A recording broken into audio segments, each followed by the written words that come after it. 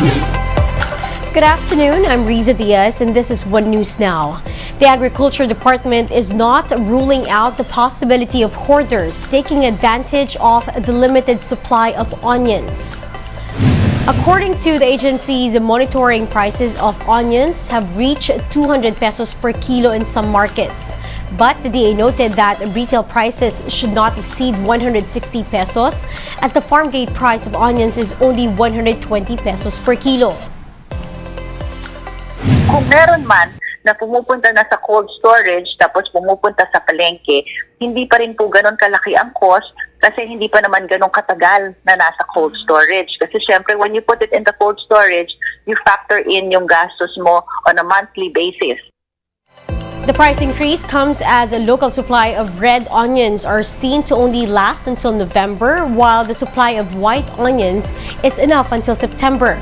The Agriculture Department says it is now considering importation to prevent another onion shortage. When we talk of viajero, it's basically the trader. So marami pong layers yan, ano? Nandyan na yung ahente, nandyan na yung first layer trader. Marami pong mga nakalahok as when you mention viajero. So hindi pa po natutukoy kung sino po doon, pero buong value chain po ang dapat tingnan para presyo po ay tama. Speaking of increase, motorists can expect one in the prices of petroleum products this week.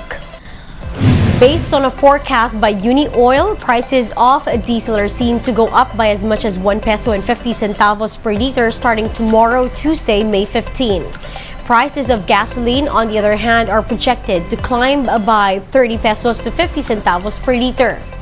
If this comes to pass, the price hike would break 3 consecutive weeks of rollbacks on diesel prices. The Energy Department says oil prices are only seen to increase this week amid the ongoing crisis in the U.S. banking sector. In other news, the Manila Economic and Cultural Office, or MECO, is optimistic that the Philippines' visa-free privileges in Taiwan will be extended. MECO Chairman Silvestre Bello III said this is important in case tensions escalate between China and the United States over at the Taiwan Strait. Philippine passport holders can stay up to 14 days in Taiwan without a visa until July 31st this year, which could still be extended upon evaluation. Taiwan resumed the visa-free entry scheme for Filipinos in September last year after it was halted due to COVID-19 travel restrictions. We were informed na there might be some policy changes, pero hanggang ngayon wala pa naman. And I'm still confident na yung ating visa-free privilege will not be discarded. Kasi kailangan nilang mga Pilipino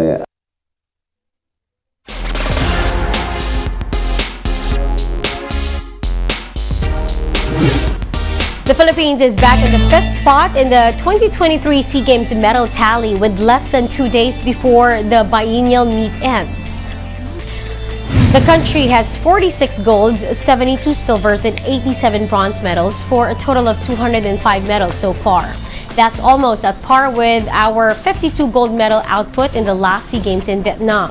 Vietnam continues to lead the pack with almost 300 medals on the back of 107 golds, 93 silvers, and 95 bronze. It is followed by Thailand, Indonesia, and host country Cambodia. Now, right under the Philippines is Singapore with 42 golds and 132 total medals so far. Meanwhile, Malaysia is at 7th with 151 total medals, 29 of which are gold. Myanmar and Laos follow suit in 8th and 9th places. Brunei and East Timor remain at the bottom of the medal tally. Time to take a quick break. One News will be back with more stories after that. Stay with us.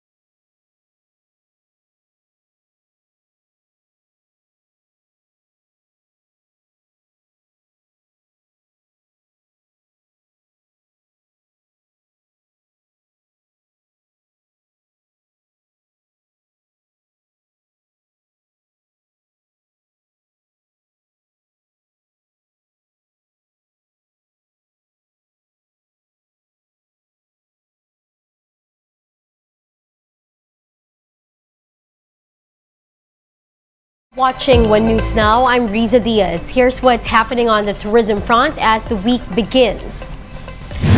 International arrivals in the country have breached the 2 million mark since the year started, or above the Tourism Department's baseline target for 2022. The DOT set the target last year at 1.7 million foreign visitors. South Koreans are top visitors, followed by Americans, Australians, Canadians, and Japanese.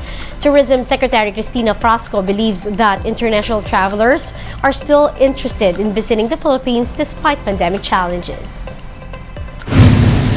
Presidential Advisor on Creative Communication, Paul Soriano, says a Filipino ad in the United Kingdom has been misconstrued. Now, the said London bus ad featured a photo of Filipino-British nurse May Parsons with a slogan that says, "We give the world our best." Parsons administered the world's first COVID-19 vaccine. Soriano clarified that the advertisement was not part of the country's tourism promotion campaign and that it was only meant to honor OFWs and uplift their spirits. Recall that Senator Nancy Binay questioned the bus ad, which she felt offered Filipino nurses as a commodity to foreigners. Meantime, President Bongbong Marcos has issued an executive order for the management of heritage houses within Malacanang. Under EO number 26, an advisory board will formulate policies and programs for this project. Three representatives from the Office of the President and 3 representatives from the private sector will make up the board. The EO also establishes the Malacanang Heritage Mansions Management Center to provide technical and administrative support. The Miss Universe Philippines organization draws flack over supposed technical difficulties during the coronation. The details in this report. Miss Universe Philippines 2023 is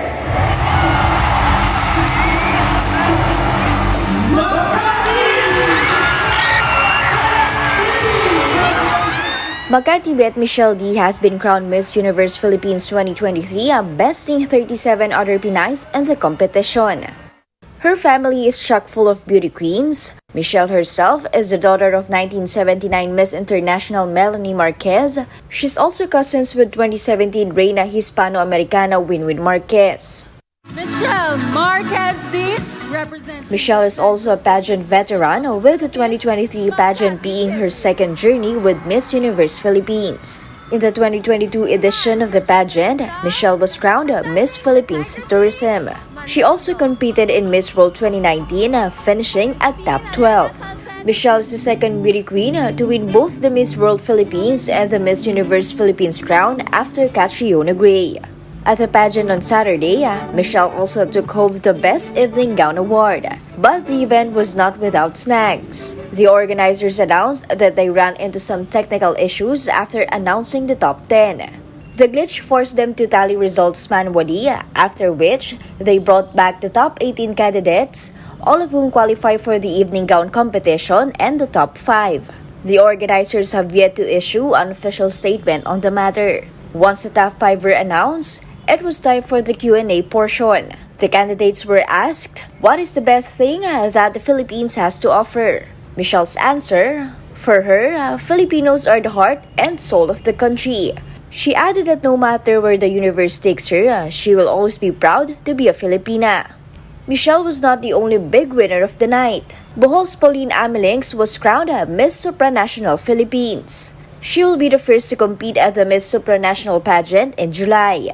Meanwhile, Baguio's Krishna Gravides took the Miss Charm Philippines crown and will represent the country in Vietnam next year. Michelle's runners-up were Christine Opiaza from Zambales and Pampanga's Angelique Manto. During the after-party at Okada, Manila, Michelle vowed to give her very best to capture the Miss U crown. I will work 300% to make sure that we get that 5th crown. Hashtag Di Patapos, of course. And you know, I have such an amazing team behind me, and I know that the organization, the Miss Universe Philippines organization, will have my back and make sure that I am in tip-top shape to represent the Philippines. Michelle will compete at the Miss Universe pageant later this year in El Salvador. Reigning Miss Universe Phil-Am Arboni Gabriela was also a special guest in last night's pageant. Catch her interview with our very own Kathy Yang on Thought Leaders here on One News. Mobile journalist Pamela Vasquez, we are One News. One News will be back at 3 in the afternoon. I'm Riza Diaz. We are One News.